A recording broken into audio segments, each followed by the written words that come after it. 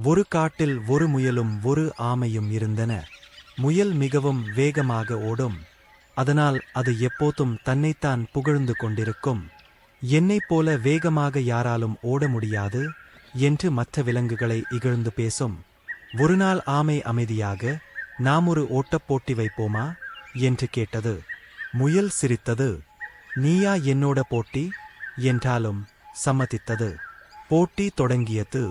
முயல் மிக வேகமாக ஓடி தொலைவில் சென்றுவிட்டது. பின்னால் ஆமை மெதுவாக வந்தது.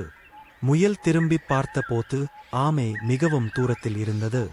இதுவரை இன்னும் நேரம் ஆகும் என்று நினைத்து ஒரு மரத்தின் கீழ் தூங்கிவிட்டது. ஆனால் ஆமை நின்றுவிடாமல் மெதுவாக நடந்தது.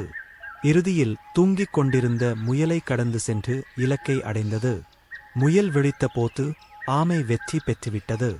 நீதிக் குறிப்பு: மெதுவாக இருந்தாலும் தொடர்ந்து முயன்றால் வெற்றி நிச்சயம். அகந்தை எப்போதும் தோல்விக்கு வழிகாட்டும்.